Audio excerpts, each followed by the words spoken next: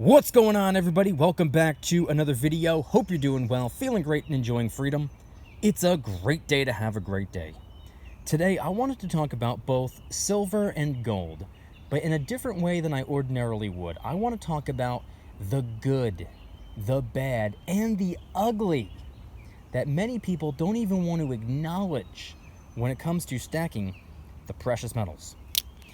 We're going to get into it, but really quick, just in case you're new, make sure to subscribe for a bunch of videos. Subscribe to my second channel, which is my backup channel, for exclusive bonus videos. Get yourself some DYDSS merchandise to help support the channel. Try out some G Fuel Energy Formula, $5 off your first order by clicking the link in the description. And of course, make sure to go and get your up to 12 free fractional shares by downloading Webull and funding your account. You could deposit as little as a penny. It still works, it still counts. You still get your up to 12 free fractional shares. And every month they have a new promo going on. This month's promo is that if you refer 6 friends by the end of the month, they're going to give you $1,000 cash to invest however you'd like. First friend gets you $20, second gets you $40, third gets you $60, fourth gets you $100, fifth gets you $300, and the sixth gets you $480 for a grand total of $1,000. Do not pass up on an opportunity. You only have maybe a week or so left by the time this video comes out. We will link in the description. Everything is linked in the description. Alright, so let's get into the video. Let's talk about the good, the bad, and the ugly when it comes to silver and when it comes to gold. Now, as usual, my video isn't going to be necessarily something to watch, but rather something to listen to. So if you're driving to work or if you're doing something, tune in like you would the radio or tune in like you would a podcast. Alright, so the good, the bad, and the ugly when it comes to stacking silver and gold. Now, by the way, this video was inspired by something that just happened a couple of days ago, something that I never, ever, ever would have expected from the precious metal world. And we're going to get into that.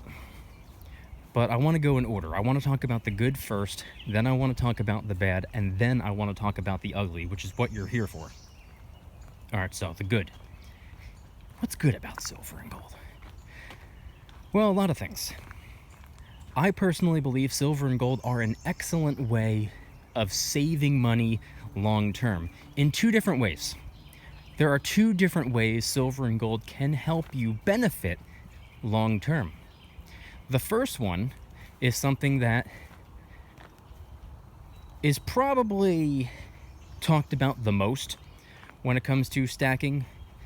It's what a lot of people use precious metals for: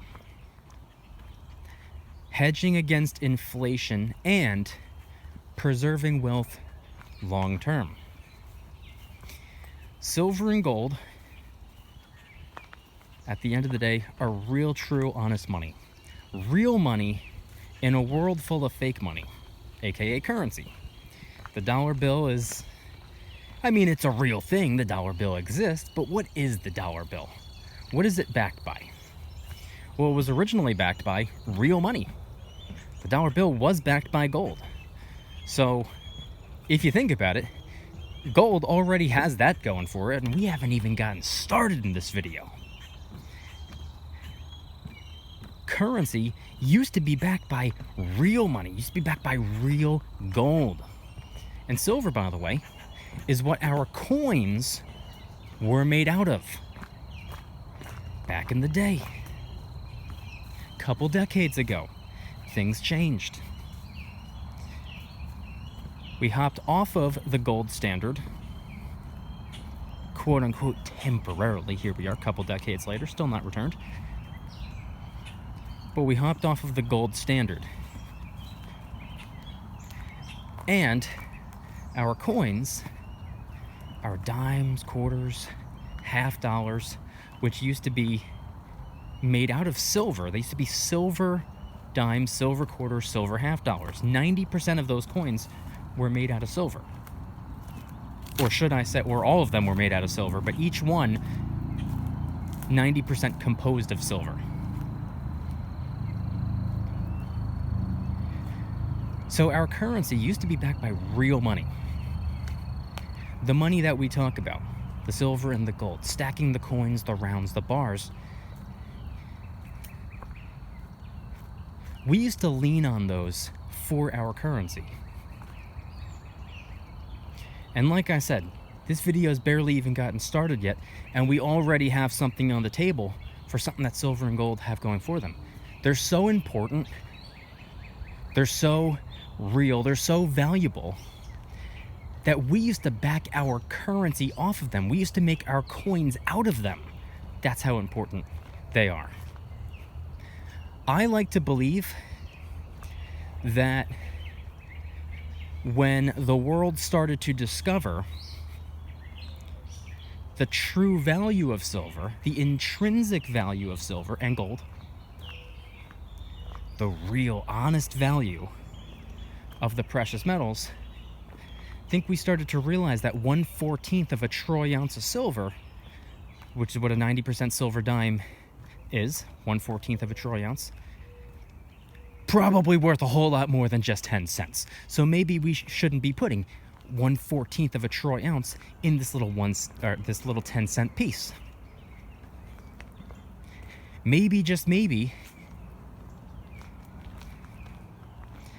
a 1/6 of a troy ounce is worth, which is what a quarter is, a 90% silver quarter, is worth more than 25 cents. Maybe, just maybe, 1/3 of a troy ounce of silver, which is a 90% silver half dollar, is worth more than 50 cents, which is half of a dollar. It's worth so much more than that. I believe that played a massive role in why we stopped using silver to create our coins. And same could be said about gold, by the way. They exceeded the value of what the coins and what the paper dollar bills claimed that they were worth. All of a sudden they were worth more than what they were advertised to be worth, if that makes sense. A little 1/14 of a troy ounce silver coin, silver dime, you look at it and be like, oh, this is, 10 cents worth of silver. Nope, a whole lot more. Had to get the silver out of there, had to get the gold out of there.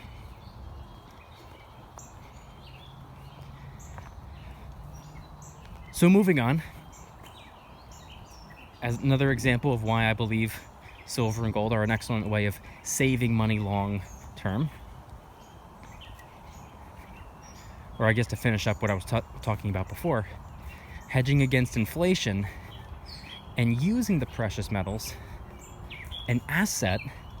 See, assets are better than saved up currency. You want to make as much currency as you could possibly make and put that currency into assets. That's why people buy land. That's why people buy businesses. That's why people buy real estate. That's why people buy metals. That's why people buy shares of companies, some of the biggest companies on the planet, or an index fund, a blend of a bunch of different publicly traded companies. Because those publicly traded companies are assets. They are real, true, honest assets with intrinsic value, with fundamental value. The world cannot survive without a majority of these companies and the products, the services that they have to offer. That's why people buy into stocks and index funds. Real estate. You gotta have real estate. We need land. We need farmland. We need houses. We need buildings. People want their piece of the pie. Why would they not? It's an asset. I would rather have a $500,000 real estate portfolio than $500,000 sitting in a savings account or a checking account with the idea of saving it long term. because that $500,000, it'll still be $500,000 10, 15, 20, 1,000 years from now. But how much is that $500,000 going to be able, or going to be worth? How much is it going to be able to get me? What am I going to be able to acquire with that $500,000 if I kept it as cash the entire time? The $500,000 real estate portfolio, 10, 15, 1,000 years in the future, is going to be worth a whole lot more than $500,000. So coming around full circle back to silver and gold, I view it in a very, very, very similar way. Not an identical way, but a very similar way. I personally believe that silver and gold stand a far better chance than the dollar bill. Will the dollar bill be around forever? Some people will say absolutely not. I guarantee you will be not. For me personally, I can't say with the utmost conviction because I don't know. I'm not a fortune teller. I'm not a psychic. I can't see the future. I would assume probably not. Will it go away during my lifetime? I don't think so, but you never know. But either way, I'm unsure. I don't know. I have my beliefs, I have my theories, but I don't know for sure. You want to know what I do know for sure? You want to know what I do know for an absolute fact? Silver and gold will still be here.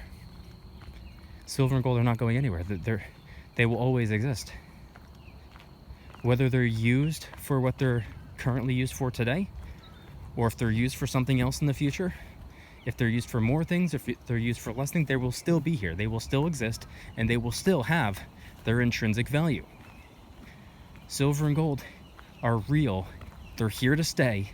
They've been here long before we got here, and they will remain here long after we're gone. Silver and gold, real, true, honest money, real, true, honest assets,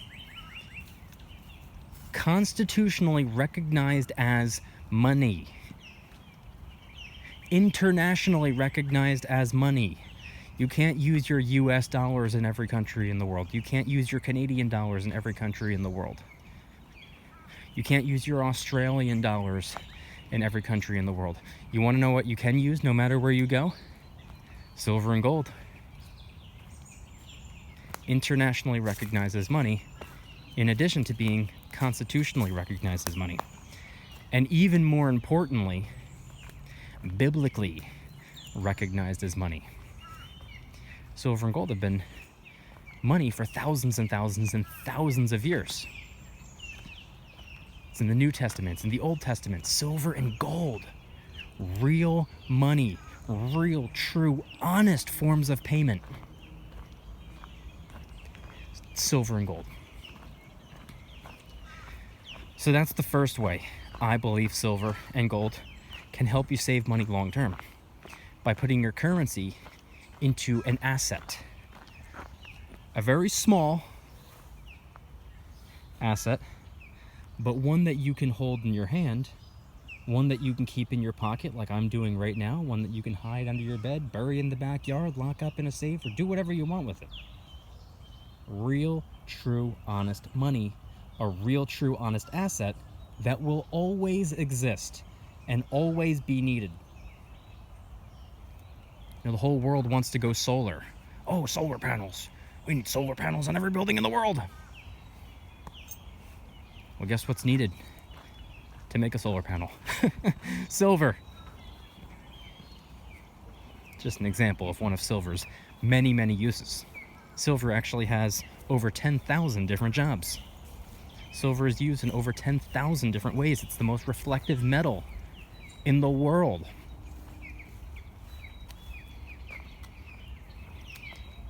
It's the greatest conductor of both heat and electricity. It's used in batteries. It's used in cars.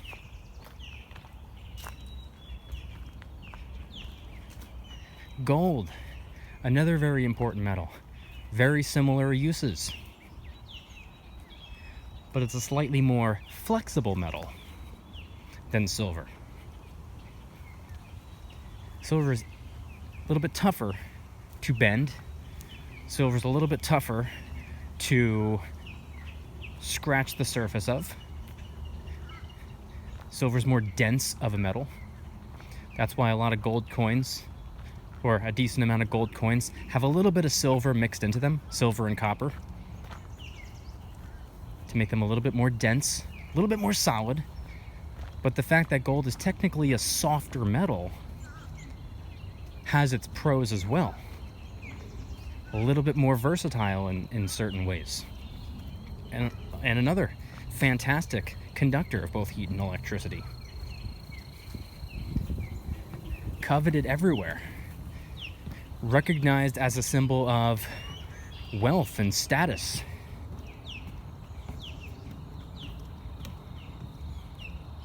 Real, true, honest assets, no matter where you go. So moving on to the second way I like to believe silver and gold can help us save money is because the physical precious metals, sure, whatever you have, you can just take it over to a coin shop and sell it or convert it back to cash if that's what you wanted to do or that's what you needed to do. Sure, you can list your coins, rounds, and bars on eBay if you feel like it, but they're not as liquid as cash. They're liquid. They're absolutely liquid. You can sell them. People will buy them. But a little bit tougher to get rid of than cash. And that's because you need a third party to convert them back to cash so that you can use the cash to spend it elsewhere. You're not going to go to Costco with a silver bar and try to buy one of those ginormous boxes of cereal. You know, one of those, 10 pounds of Cheerios. You can't go in there with a silver bar. This is my form of payment. Like, they're going to look at you like you got, 3 heads.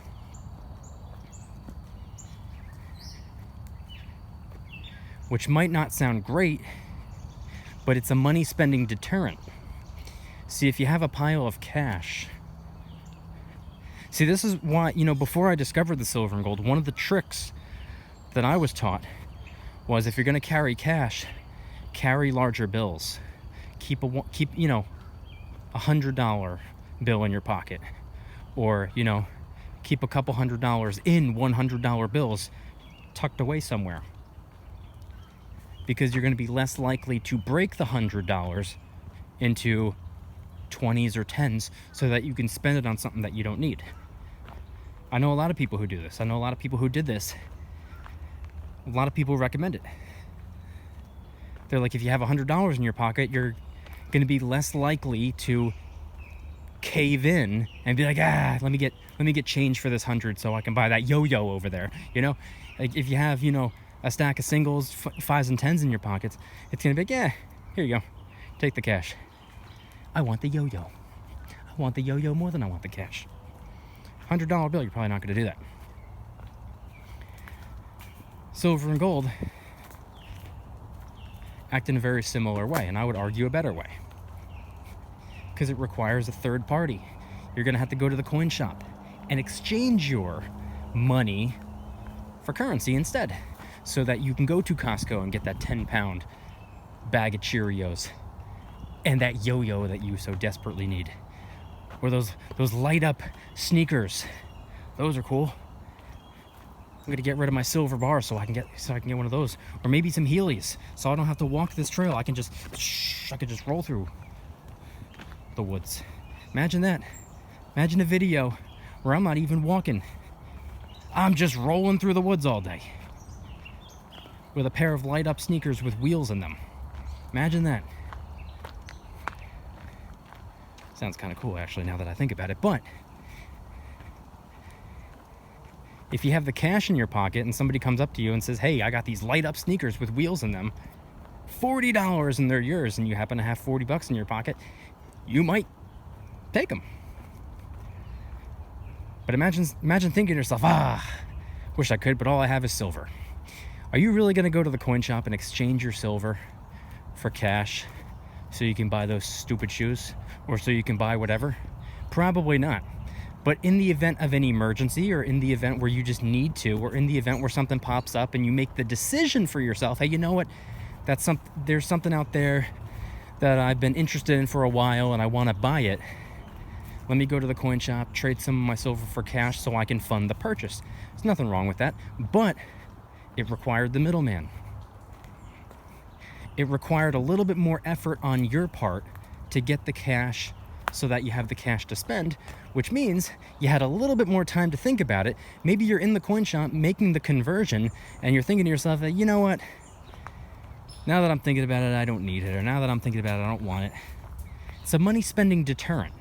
That's how I view the silver and gold, which is, in my opinion, another plus side. So moving away from that, I want to talk about another good thing about silver and gold, and I can go on and on all day about things that I like about silver and gold.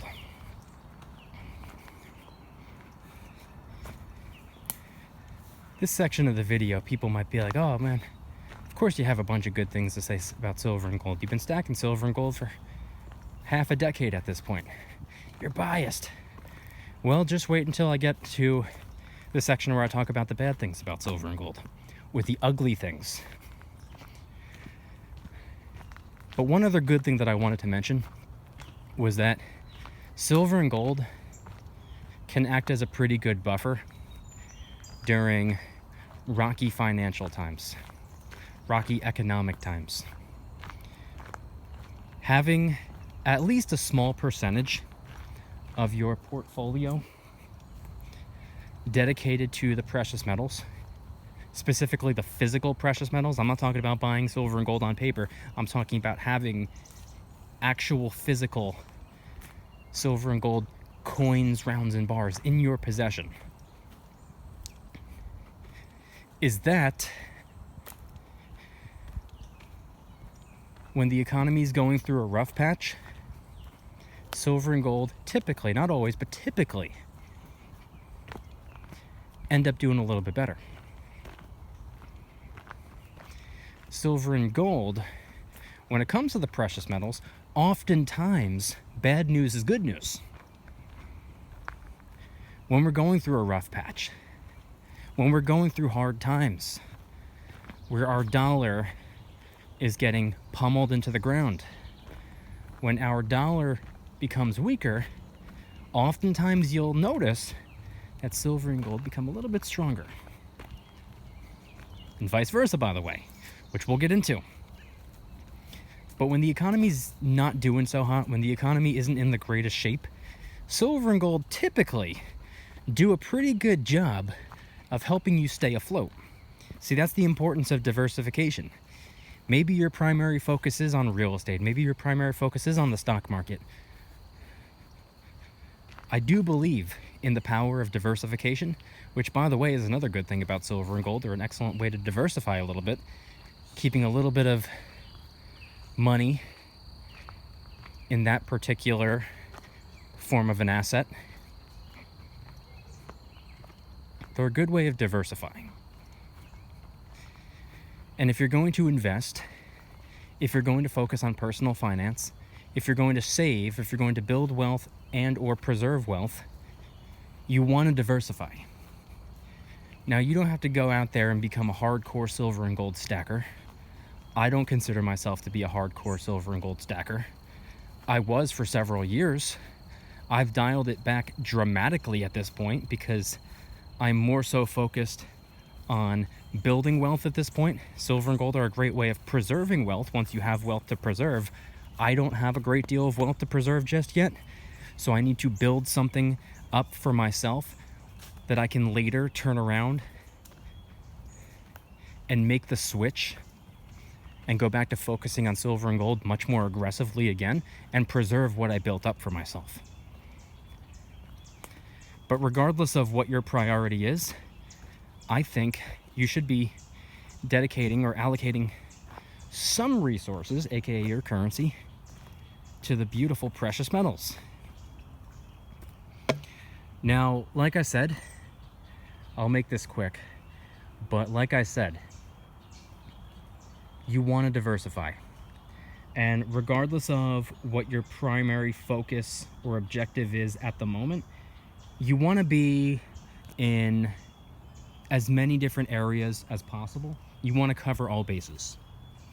So if you are doing what I'm doing right now, or if you would like to do what I'm doing right now, which is build wealth, build something up that you can later turn around and preserve, use something now or build something up now that can get you far more silver and gold later on down the road, you can do what I'm doing, which is investing.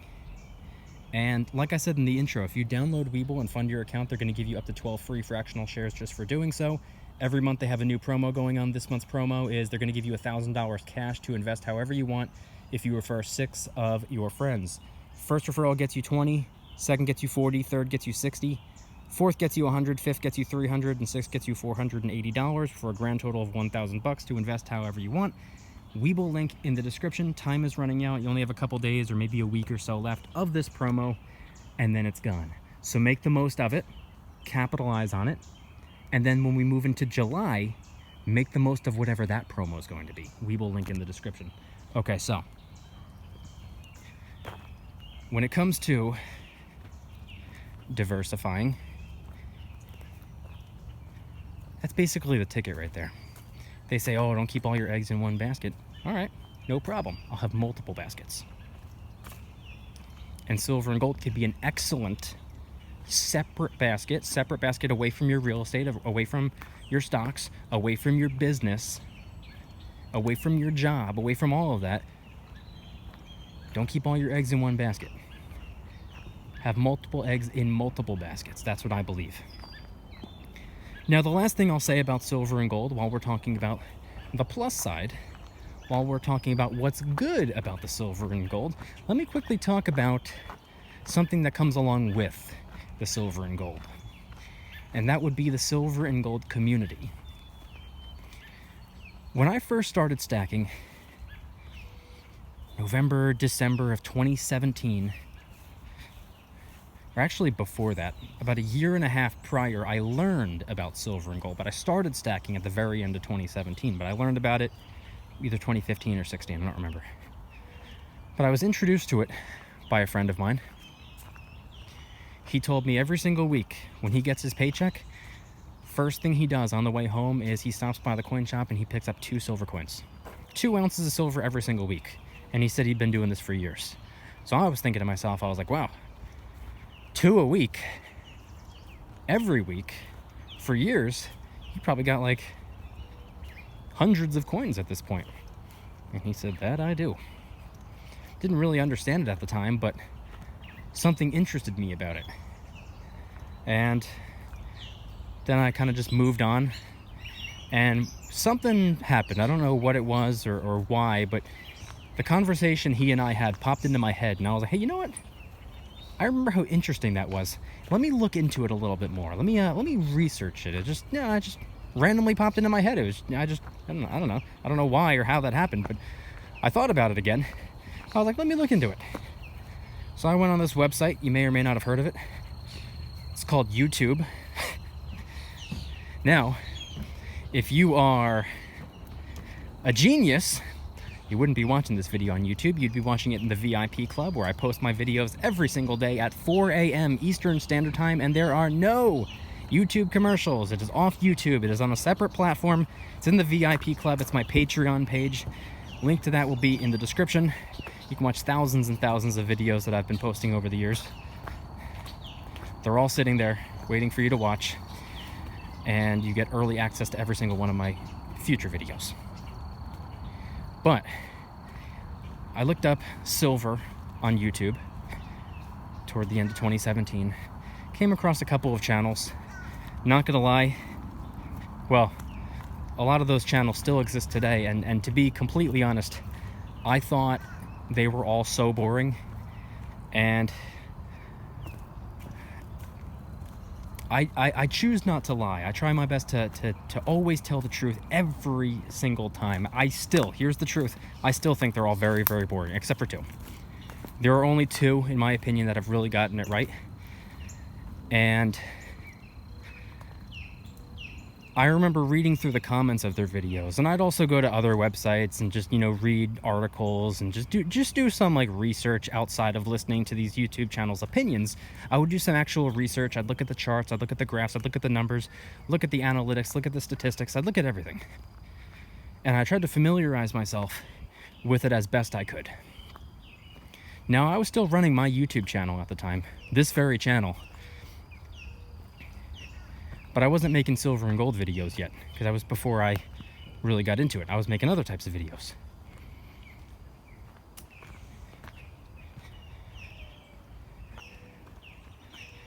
But it was because of the two YouTube channels that I really, really liked, I decided to go and get my first piece of silver, and that's exactly what I did. And then I started stacking officially after that. I just wanted to get one coin, or one round technically. I went and got myself a round, silver round. Made a video about it. People liked it. Started making more videos about silver. People were really liking that. And I was welcomed into the precious metal community with open arms. They said, hey, yeah, come on in. Doors wide open. Open invitation. Join the club, is basically what I was told. I was also told that it's a refreshing change of pace for there to be someone on the younger side as enthusiastic about it as I am. And not from a coin collecting perspective, but a stacking for long-term wealth preservation perspective. They're like, wow, people your age aren't doing this. People your age aren't interested in that. And a lot of people started writing me letters. I have a P.O. box if anybody wants to write me a letter. But people started writing me letters, letting me know that they have a son or a nephew, in some cases even a grandson, within my age demographic, that they tried to get into silver and gold, and it just wasn't sticking. You know, it is what it is. It's like my cousin trying to get me into, you know, race cars and stuff like that. Like, I don't care. It just doesn't interest me. Like, you can't, you know, you can make a person do things, but you can't make a person like be interested or care about certain things. And, you know, their kid or their grandkid or their nephew or whoever, it just wasn't their thing. No big deal, no problem. But they let me know that it's cool to see someone roughly the same age as their whoever, as interested and enthusiastic and willing to learn about this particular subject as I am. And a lot of people thanked me. They were like, hey, thanks for all the videos. Because I'd been making daily videos since before the silver and gold. I was making daily videos before I even knew what silver and gold even were. I was making daily videos, and I started making daily silver and gold videos, and people liked it. So that's what I would say is another good thing about the world of silver and gold. It's the community that's there. There's a massive precious metal community out there. Whether they're just coin collectors or they're stacking or whatever their goals are, whatever it is, you know, everybody's on a different page, but we're all in the same book at the end of the day. And I would argue that the stacking community, unlike a lot of other communities, have everyone else's best interest in mind. Or so it seems. That's what it seemed at the beginning, and that's what it still seems today. So I'd like to believe that to be true. Encourage one another to keep going, encourage one another, and uplift each other outside of the silver and gold. It's not just about like, oh, stack silver, you'll be all right. Like, no. People encourage them, or other people encourage others to keep going in other ways as well, and to keep moving forward, stay strong, stay safe, do what needs to be done, take care of your family, and plow through whatever obstacle comes your way.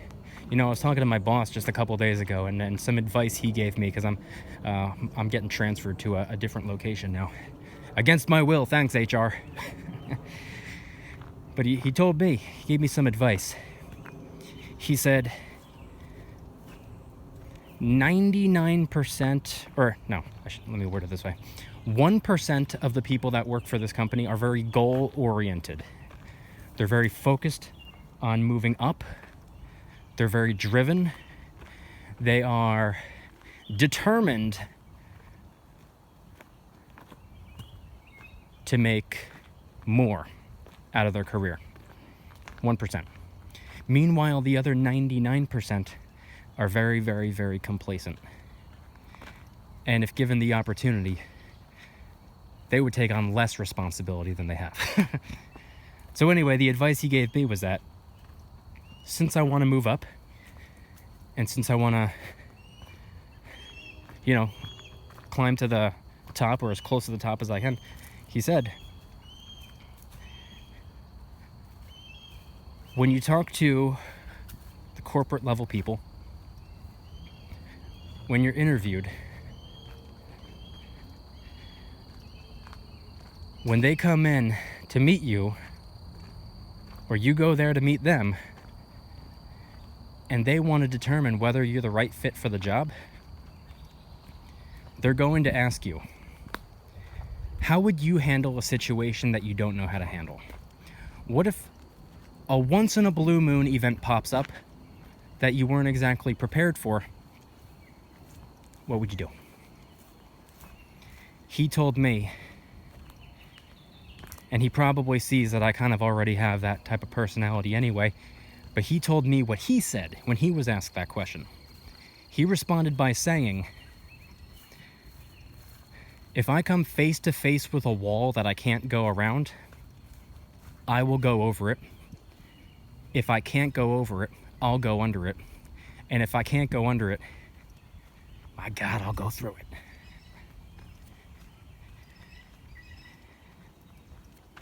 And it just reminds me of the type of mentality, the type of encouragement that you see in the precious metal world. Now, he and I do not talk about silver and gold. I'd be very surprised if he's stacking silver and gold. But what he said reminded me of a lot of things that I've heard said within this community. Encouraging others, building each other up, remaining motivated, pushing forward, because we all know, at this point, we should all know, rocky times are ahead. We should all know at this point that we're all going to go through something at one point or another, whether it's on a large scale, like a full-on economic situation, or whether it's on a small scale, such as a personal financial hardship, an injury, a sickness, getting laid off of work, this happening, that happening, something that's going on in your life that isn't going on in mine, just something on a micro level. We all know that things like that are bound to happen. There will be roadblocks, there will be friction, but the precious metal stacking community, at least for the last 5.5 years that I've been stacking for, seems to encourage one another and have each other's back with tips and tricks, suggestions and advice on how to get through it. Because if I'm going through something while I'm pretty early in my career, if something ends up not going my way, I know dang well I can make a video about it and have an easy, 100 people reach out to me and be like, hey, I went through something similar 5 years ago, or I went through something similar 15 years ago, or hey, my son or my nephew or my uncle or whoever went through something similar. Here's how they handled it. Maybe it's something you can utilize.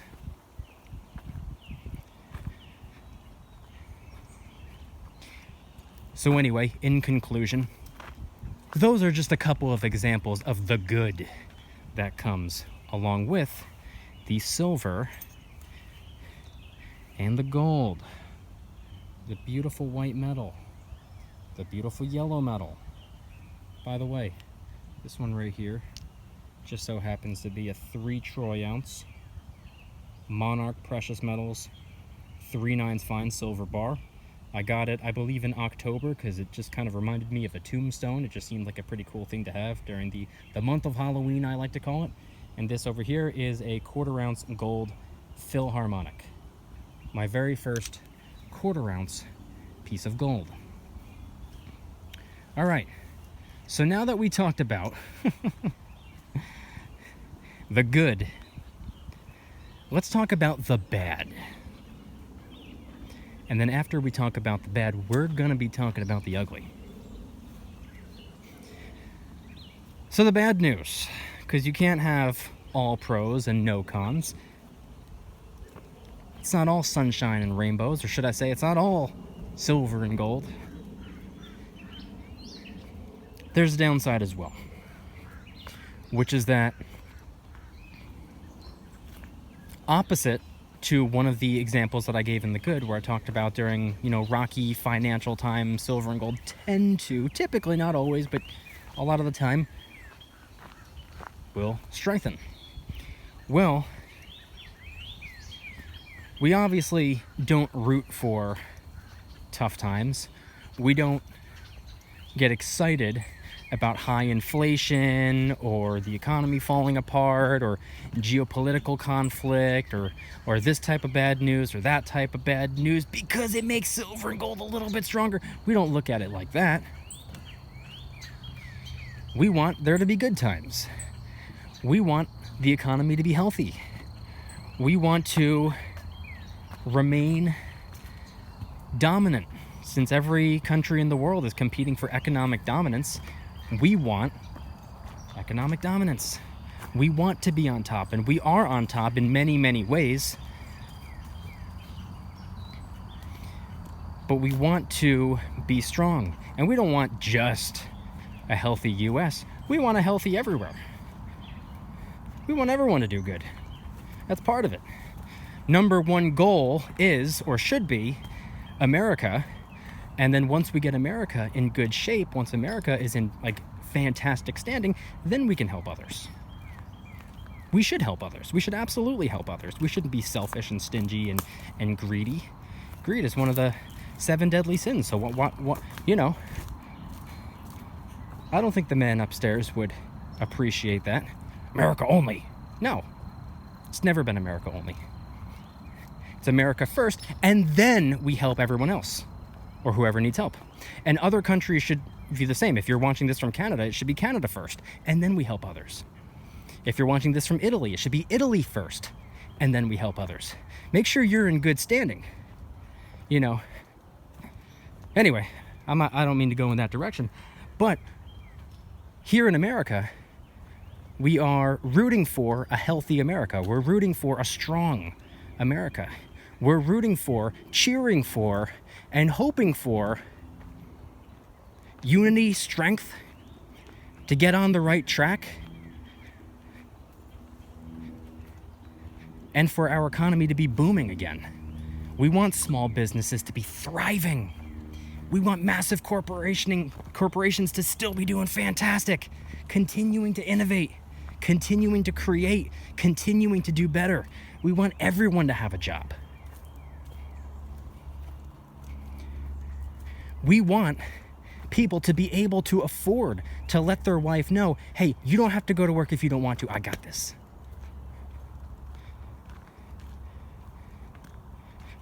We want to be able to upgrade our cars when ours keeps breaking down every couple of weeks. We want to be able to buy ourselves homes, even if it's a nice, small, modest home. We want to be able to thrive. We want to be able to succeed. We want everyone here to do better. We want the economy to be in good shape. We want inflation to be where it's supposed to be, down low, and we want the economy to be growing. We want to be doing better. We want to be doing as best we can. Of course, there will be rocky times. There will be roadblocks. There will be friction when it comes to the economy, just like when it comes to us on a personal level. Of course. But we want to be able to handle those obstacles. We want to be able to adapt and overcome. Point being is that we want the economy to be strong. Now, like I said before, when the economy is weak, a lot of the time silver and gold strengthen. But here's the flip. The bad news when it comes to silver and gold is that, yes, we're all hoping for, cheering for, and rooting for a healthy, strong economy. But what comes along with a healthy, strong economy is silver and gold tend to dwindle a little bit. They lag behind. Now, why is that? It's because a lot of people look at silver and gold as more of a safe haven. A lot of people don't look at silver and gold as a way of making money or getting rich or anything like that. They look at silver and gold as a way of protecting themselves from the rocky times. So when there are rocky times, when businesses are struggling, when the stock market is down, when real estate is taking a hit, when the economy is not in good shape, people turn to silver and gold to preserve the wealth that they built up. Remember how I said this earlier in the video? To preserve the wealth that they built up so that the wealth that they built up doesn't get obliterated. They convert at least a little bit to silver and gold just as an airbag. Car crash is coming. Let me put the helmet on. Let me get an airbag over here. But it's the opposite as well. When the economy is in really good shape, when we're moving in the right direction, when all is fine and dandy, silver and gold tend to struggle. That's because when everything is booming and when the stock market is euphoric, when interest rates are low or borderline non-existent, and borrowing money is cheap or in some cases free, people look for business loans, people look for mortgages so that they can start a business, so that they can get into real estate or continuing building onto their real estate portfolio. That's what you see when the economy is in better shape. Or even if interest rates are average, but maybe on the lower side, when the economy is in great shape and everything is booming, you can afford the interest rates. So people take out loans, people borrow money for their business, people borrow money for real estate. And they dump money into the stock market. And during those times where everybody's all excited about the stock market just going up and up and up every day, it's getting higher and higher and higher, it's getting more and more green, oh my God, it's never gonna come down. And during times where real estate is much more attainable, during times where business opportunities are opening, and that's what people are excited about. During those times, you really think people are being like, wow, yeah, I gotta get me some gold at this point? No. I mean, maybe us, because when silver and gold start to struggle a little bit, we can buy the dip on the precious metals, but I'm talking about the overall world of money. I'm talking about the multi-millionaires, the billionaires out there, the big-time top-dog business owners, the real estate moguls, the stock market success stories. You really think they're looking at silver eagles when the stock market's going to the moon? No. So that's when they liquidate some of the gold, some of the silver. The big dogs, it's more so gold than silver, but still, that's when they liquidate some of their precious metal holdings so that they can use the currency that they were bracing themselves with. They were using the silver and gold to protect themselves. Now they don't need to protect themselves anymore. So trade that silver and gold back for cash and use the cash to dump into the stock market or dump into their business or real estate or whatever. So when the economy is in great shape, silver and gold usually take a hit. It's a double-edged sword. Silver and gold oftentimes do good when the economy is in not so great shape, but just because we want silver and gold to do good doesn't mean we want the economy to be in bad shape. You know, but the opposite is true as well. When the economy is in good shape, which is good news, silver and gold don't really perform all that well. You know how I said before, when it comes to silver and gold, bad news is good news? Well, guess what? Good news is also bad news. So that's one of the cons that come along with silver and gold. Another example I'd like to cite is also opposite to something that I had mentioned before, and it's in terms of diversification. Now, man, I should have brought my actual G Fuel with me. Getting thirsty out here. Friendly reminder, $5 off your first order by clicking the link in the description. Sugar-free, low-calorie, packed with a whole bunch of vitamins, over 50 different flavors to choose from. This is Miami Nights. It's like a tropical pina colada flavor. Hands down, my #1 favorite flavor when it comes to G Fuel. $5 off your first order by clicking the link in the description. But when it comes to silver and gold, when it comes to diversification, like I said before, I personally believe silver and gold could be an excellent way of diversifying, even if it's just a small percentage of your overall portfolio. Even if it's just 5%. Even if you are primarily, almost entirely focused on stocks or real estate or your business, I personally believe silver and gold make for, or could potentially make for, a really good way of diversifying. Now, on the flip side, let me talk about one of the negatives. And before I do, since we're talking about diversification, let me just remind everybody to go and get your up to 12 free fractional shares by downloading Webull and funding your account. If you refer 6 friends by the end of the month, they're going to give you $1,000 cash to invest however you want. 20 for your first referral, 40 for your second, 60 for your third, 100 for your fourth, 300 for your fifth, and 480 for your sixth, for a grand total of $1,000 to invest however you want. We will link in the description. Do not pass up on an opportunity. Okay, so the negative when it comes to silver and gold is that if you are too reliant on the precious metals, if too much of your portfolio is dedicated to the silver and the gold, and even if you want to further diversify with platinum, palladium, rhodium, which I personally do not do, I'm not against them, but when it comes to the metals, I like silver and gold. But if you are doing nothing but stacking silver and gold, or stacking precious metals, however many you're stacking, all your eggs are in very, very few baskets. Because silver and gold, platinum and palladium, when one metal goes up, you don't normally see the other metals go down. They usually move in the same direction, and at a very similar rate, I might add. Very different metals, used for very different reasons. They're also used for very similar reasons as well, but they have different jobs. They have different... They're different metals for different reasons. Silver, a lot of people say, oh, silver is the poor man's gold, which isn't... They don't say that in a negative way, but it's not true. Silver is not the poor man's gold. Silver is not gold, and gold is not silver. They're not the same metal of a different color. Gold is not a more expensive version of silver. Silver is not a cheaper version of gold. They are completely different metals, used for completely different things. They have different melting points. They are vastly, vastly different. But they obviously both fall under the precious metal umbrella. So they're similar in that way. And the problem with that is, if you want to diversify with different precious metals, if you're all in on precious metals and you want to diversify with the different precious metals, you can only go so far. You can only reach out to a certain point.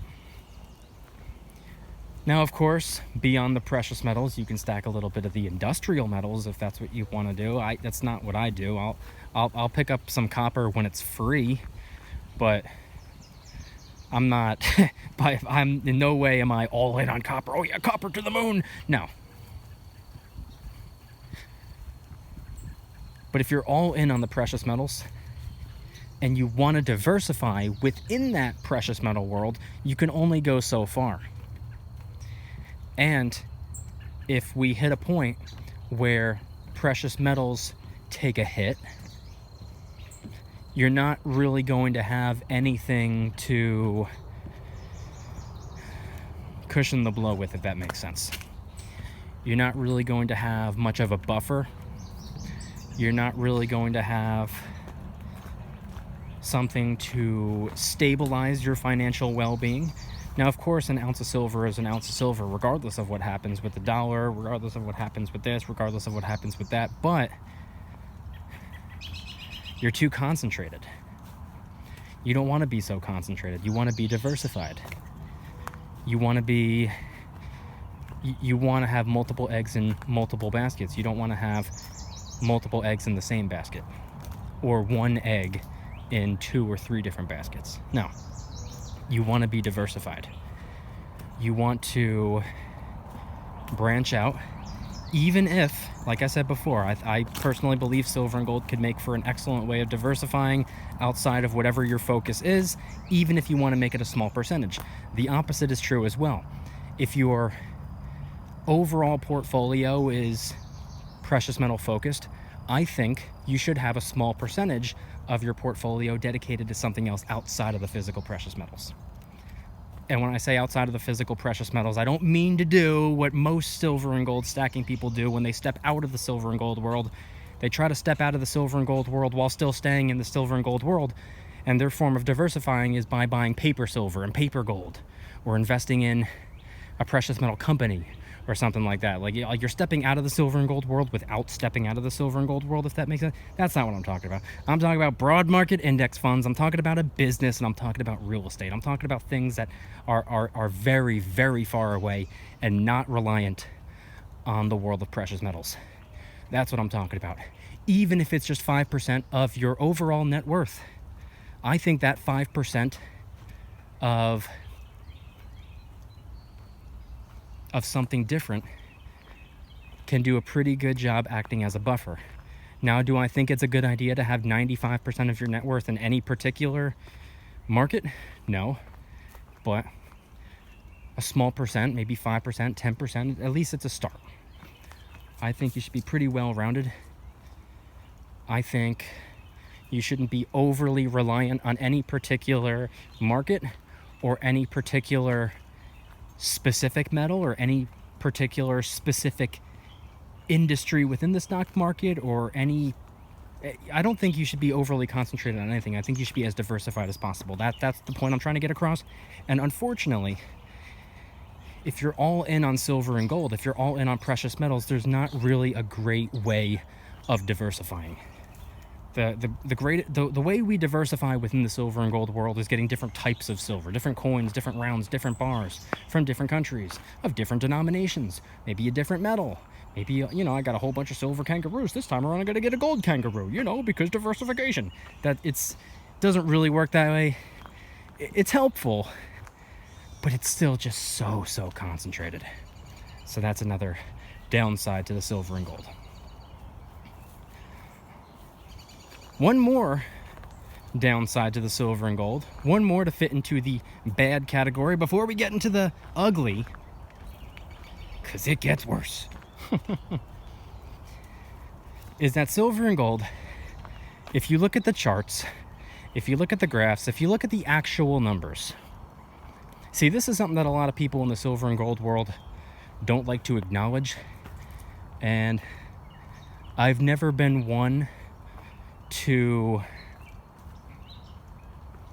shut my mouth to keep the peace. I've always been one of the few, if not maybe even the only one on here on YouTube or whatever, well, not on YouTube, but in the silver and gold world, to say things that the vast majority don't want to hear. I'm not afraid of saying anything that people don't want to hear.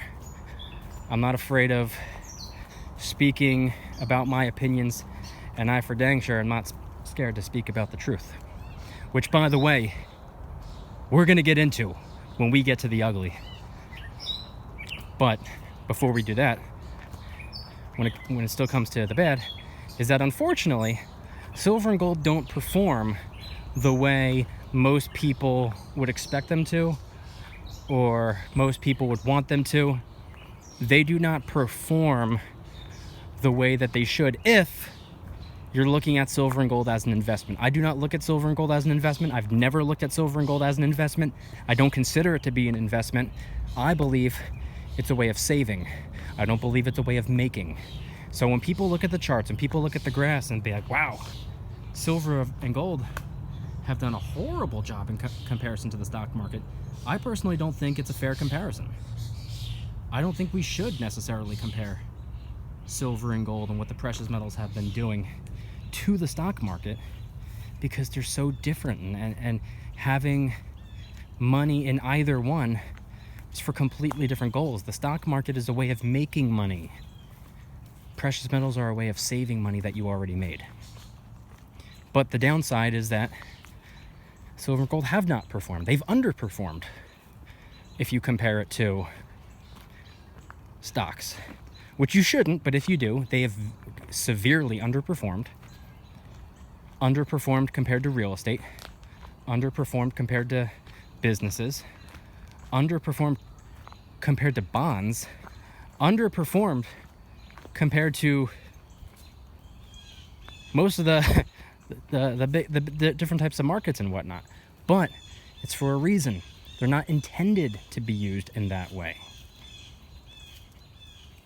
That's not what they're for. So yes, they underperform when you compare them to things that they shouldn't be compared to in the first place, but at the end of the day, they have underperformed. They have not performed really well at all. But they're not supposed to do that. You're not supposed to connect it to the dollar like that. You're supposed to look at it as a troy ounce of silver. You're not supposed to look at it as $24 and whatever cents worth of silver, plus a premium on top of that, which makes it about $5 higher. So it's actually $29.05 worth of silver. No, it's a troy ounce of silver. That's how it should be looked at. And it's not, or at least in my opinion, should not be looked at as a way of getting rich. Especially not quick. I don't even think silver and gold are a way of getting rich slow. I think silver and gold are a way of preserving what you built up once you've gotten rich, or once you've gotten to whatever level it was that you wanted to get to. Now, moving away from the good, moving away from the bad, I want to talk about the ugly. I want to talk about the unexpected. I want to talk about what caught all of us off guard. Those of us, well, I shouldn't say those of us, because I haven't been around here all that long. It's only been 5.5 years, which is a long time if you think about it, but it's nothing in comparison to the people who have been stacking for 20 to 30 plus years. Something happened a couple years ago that caught everyone off guard. Something happened during the crash of 2020. And I hate to keep talking about the crash of 2020 in so many videos over the years. It's a thing of the past, but it's still relevant. It's still a part of history. It's still a part of precious metal history. It's still a part of our story. And my job as an internet person, my job is to document the good, the bad, the ugly. Keep a record of the good, the bad, the ugly. Even if something happens that shouldn't have happened, even if someone or a company does something in particular that they shouldn't have done, if they made a mistake, because no one's perfect, no such thing as the perfect person. I'm far from perfect. I'm actually bad at most things, but there are a few things that, the few things that I am good at, I'm very, very, very good at. I like to believe. So it's my job to document and keep a record of all these things, and not to intentionally misguide anyone, not to intentionally cover something up, or to do something to make someone or a company look better when a mistake was made. How you doing? And what happened during the crash of 2020, when everything took a hit all at once, the stock market pretty much collapsed overnight. Massive corporations took a major hit. Small businesses started getting annihilated. Regular, everyday people working regular, everyday jobs were all of a sudden unemployed. And silver and gold, the spot price took a huge hit. Gold got knocked down a couple $100. Silver got chopped almost nearly in half. It went from $18 to a hair under $12, according to the spot price. An ounce of silver was still an ounce of silver, and an ounce of gold was still an ounce of gold, just for the record. But we didn't expect that to happen. And when it did happen, you know, the day before it happened, you can order silver and gold online, no problem. Just, you know, times were normal. But immediately after, people tried to hop on the silver wagon as quickly as they could. They thought, okay, buy the dip, as we say. Many people tried, and many people did. And many people received an email shortly after informing them that their order was canceled for whatever reason. And all of a sudden, all these online precious metal dealers, or most of these online precious metal dealers were listing everything as out of stock. Well, how did everything miraculously, how is everything out of stock? How do you have no inventory? Times were normal yesterday, and now none of you have anything? You guys aren't a little coin shop, not a little brick and mortar, you know, tiny little business on the corner of, on the corner of Ocean Avenue over there. Like, how do you have nothing? You have massive warehouses in multiple parts of the country. You have an international customer base. You have nothing? None of you? You're all sold out of everything? How? And then, in the blink of an eye, everyone was back in stock with massively marked up prices. Silver and gold, they were still drastically cheaper than they were previously, but the premiums had like quadrupled. Now, I understand business is business. Premiums were marked up in the first place because they had to, you know, make up for lost profits. I get it. I understand.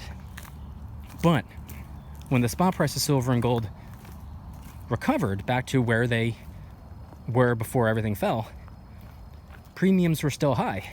And with the premium still high, acquiring silver was far more expensive. See, it was $18 spot price before the collapse. Roughly, let's just call it a $2 premium. Get your hands on an ounce of silver for 20 bucks. Not bad. Spot price fell down to about $12. Now all of a sudden the premiums were $8. So silver was drastically cheaper, but the premiums attached means that you were spending the same amount of currency when spot price was so much lower. So it's $20 either way, $20 before the crash, $20 after the crash, because the premiums were cranked up. Same for gold. But then when the spot price climbed back up to 18, which is where it was before it fell, premiums hadn't budged. Premiums were still $8. So now, spot price was back to where it was, 18 bucks, and the premium attached to it made an ounce of silver $26. In some cases, $27, $28. If we're talking about silver eagles, $35 to $40 a piece. We didn't expect that. Before the crash, like, we didn't even, the thought never even crossed our minds that that could be a possibility. But now we know. And I documented it. I documented people getting their orders canceled. I documented the premium skyrocketing. I documented the spot price working its way back up to where it left off and the premiums continuing to stay high and still being high today, 3.5 years later. I documented all of that because it's my job. It's my job to document these things. It's also my job. Here's another thing that could be ugly. Now, companies will remain nameless, by the way. You know who they are. They know who they are. I'm not here to, take digs at anybody. But something else, when it comes to the ugly, is that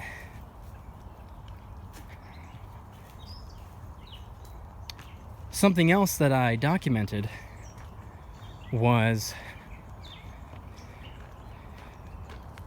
a company appearing.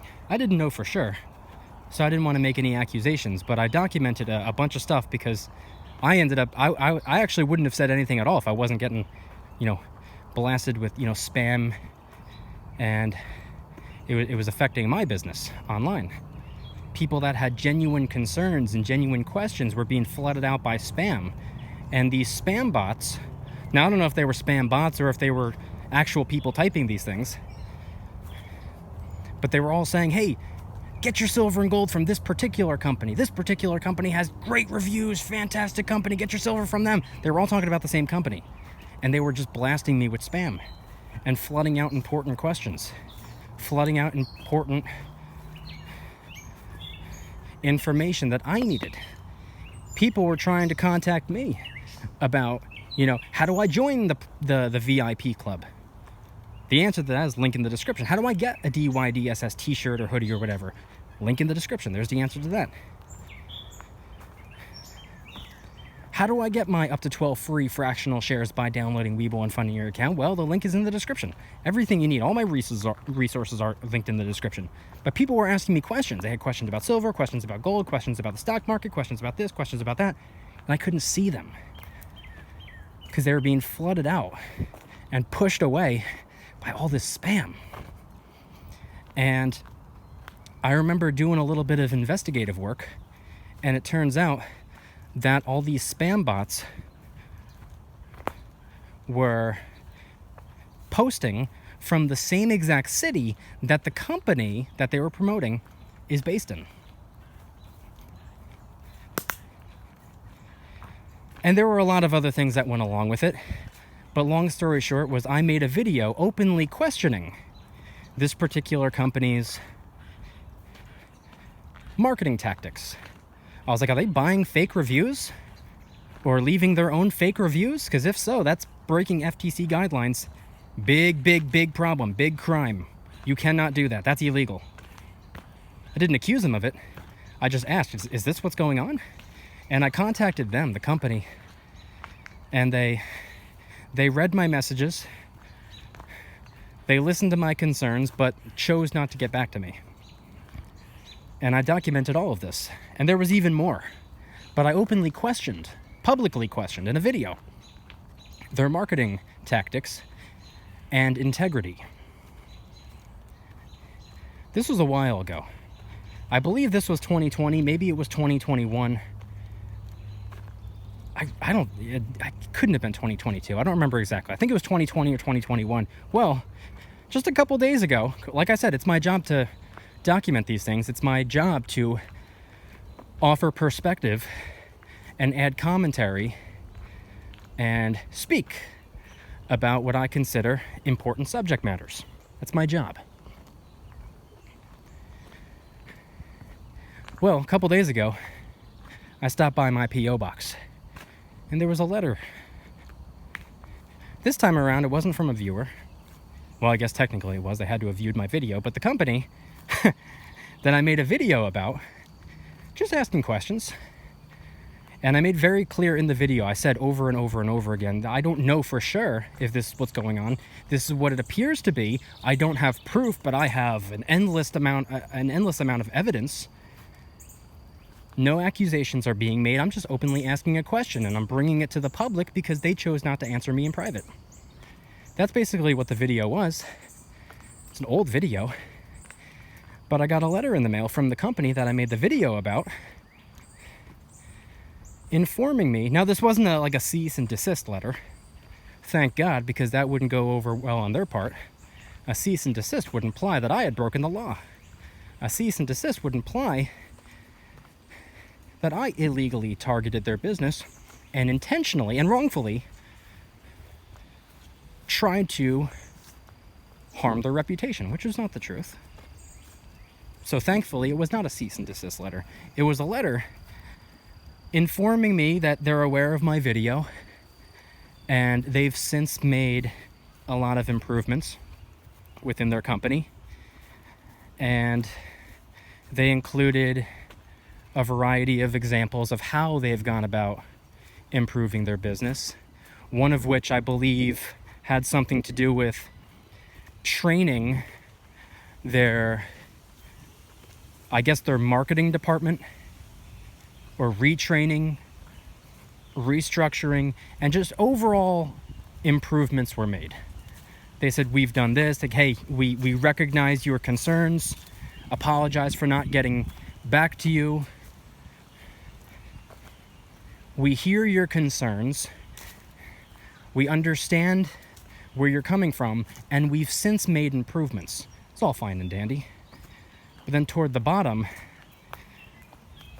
they didn't demand anything, by the way. They requested. I'll give them that. But they had requested, for the sake of their business and reputation, they asked for me to remove my video. Now, they did not come at me in a disrespectful way. They did not come at me in the wrong way at all. They approached me right. They approached me respectfully. They approached me professionally. They approached me very, very, very, very late, but they approached me in the way that they probably should have in terms of what the letter said. 2-page letter.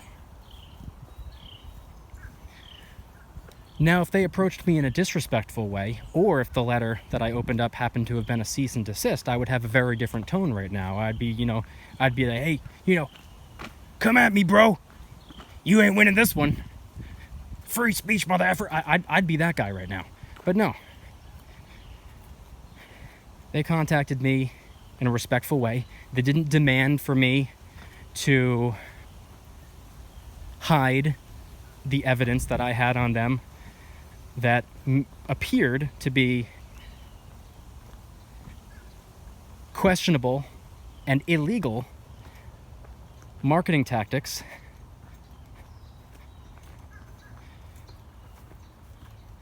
and whatnot. But they did ask for me to remove it. They didn't demand that I hide the evidence. They kindly requested that I hide the evidence and retract the questions that I had. Remember, no statements were made. All I did was ask questions.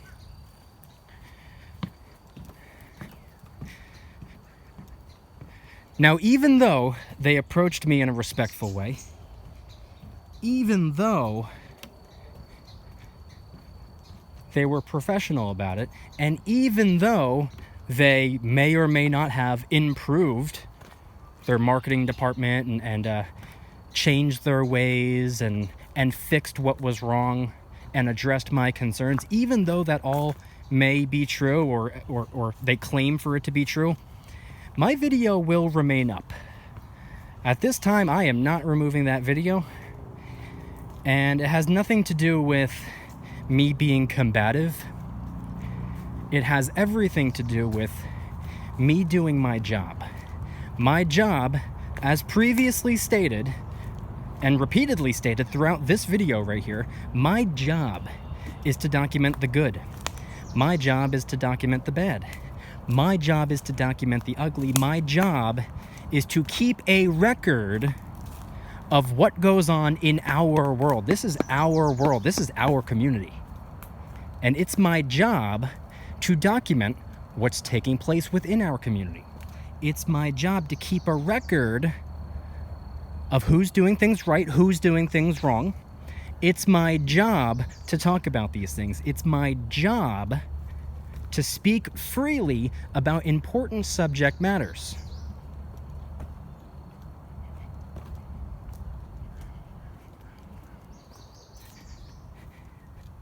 That's my job. And unfortunately, there have been videos that I removed just because I was like, I don't really like that video, so I deleted it and stuff like that. But I happen to like that video. It's a video that I made. I spent my time creating it. I spent my time collecting all the evidence that I had and formulating and structuring a video as a guy whose job it is to just simply add commentary to what's going on. I spent my time making it. I filmed it. I edited it. I had all the evidence collected. I documented records of them ignoring my messages and stuff like that and whatnot, anyway. I spent my time making that video, and I like it. I like that video. So I'm keeping it public. No, I'm not gonna, like I said, I'm not, naming any companies here. Some of you know who they are. They definitely know who they are. I'm not keeping it up to be spiteful. I'm not keeping it up to be combative. I'm keeping it up because I don't think it would be right for me to hide evidence for a company that changed their ways. I think it's important for them to remember, that way mistakes don't get repeated. I think it's important for people to be aware so that they can see, like, oh wow, that's, you know, what the company did, and this is how they've grown since then. They realize that they made mistakes, they've changed their ways, and now they're better, supposedly. I don't know. Maybe they are, maybe they aren't, I don't know. All I know is that I blacklisted them from my eBay account so that I didn't accidentally buy anything from them. And I have not visited their website since I made the video. And I have not purchased anything from them. And I don't believe I ever will purchase anything from them. But that right there is another example of the ugly. The ugly that maybe we wouldn't expect. The ugly that we get caught off guard by. I got caught off guard by that letter. Never in a million years did I think that a precious metal company, a large seller of silver and gold, would reach out to me, a member of the silver and gold stacking community. You know, a lot of the things that I say in my videos, if you think about it, I'm kind of speaking on behalf of some of their customer base. I'm sure some of the people who watch my videos have bought something from them. If it's my job to represent the silver and gold stacking community in a small way, then I don't think it would be right for me to hide anything. I think that businesses, large corporations and whatnot, I think, and even individuals, people on a small scale, people like me, people like you, I think it's important for people, I think it's important for there to be accountability and whatnot. So as of right now, I still like that video, so as of right now, I'm keeping that video. And no one's even talked about that video in a long time, and here I am opening up old wounds because of the letter that they sent me. People probably forgot about that video a long time ago. I've posted a new one every single day, sometimes twice a day, in rare cases 3 times a day since. You know how buried that video got? That's such an old video. So they sent me a letter, and like I said, it's my job to talk about these things. So I'm going to talk about it, and here I am talking about it again. And just, I don't know, I'm not intentionally trying to, you know, bring attention to that old video, which is why I'm not being overly specific. I'm being pretty vague here. A lot of people remember the video that I posted. I'm not trying to be secretive about it, but at this point, it's old news. But old news was news at one point. Things that happened a couple years ago, we shouldn't, you know, hide. We shouldn't hide that. We shouldn't cover things up. We shouldn't, you know, delete things and retract things and whatnot. That was part of our history. That's part of our story. So it's another example of the ugly. Not only can a company cancel your order, not only can a company claim to be out of stock, which I don't know, I wasn't in their warehouse. Maybe they were out of stock for that day. Maybe they miraculously lost all their silver and gold and it took them 24 hours to get it all back. Who knows? I wasn't there. Who am I to say? I can't make accusations. All I can say is that they claim to have been out of stock. Maybe they were, maybe they weren't, who knows? But when they were back in stock, all the prices were marked up. And then when the spot price recovered, premiums remained really high because they learned that, hey, these people, they'll buy whether we keep our prices fair or not. These people will pay the money. These people will remain loyal, and we can charge them whatever dollar amount we want. I say that's part of the ugly. There are a lot of companies that, you know, ended up doing that and still do that today. It's part of the ugly. But, you know, the ugly is part of the history. Another example is that if you exercise your right to openly question or add commentary to, which falls under the umbrella of journalism, by the way,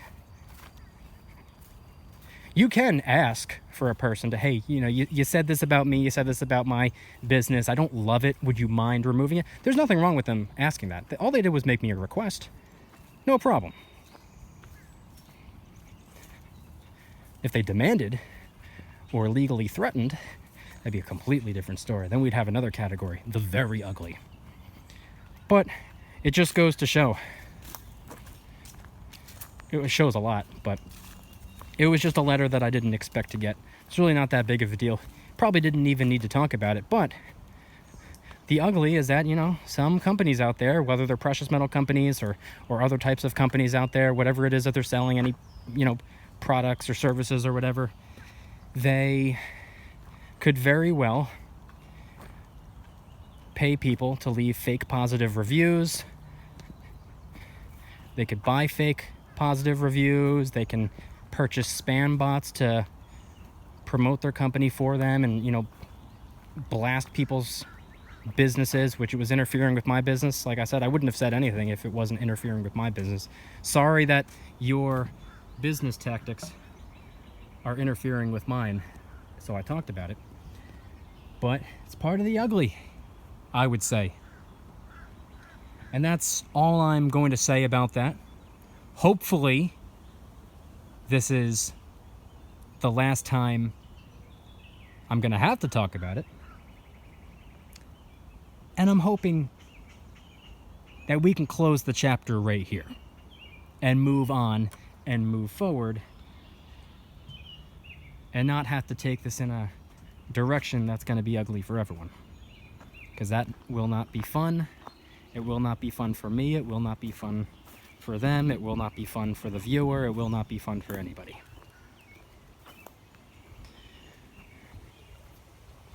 I'm very, very sorry that this is America, where I can question and speak however I'd like.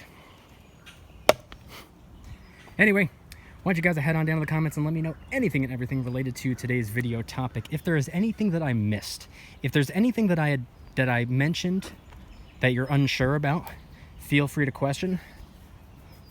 If there's anything that I neglected to say or forgot to say or was unaware of, and you'd like to inform me, another example of the good, another example of the bad, another example of the ugly, please head on down to the comments and let me know.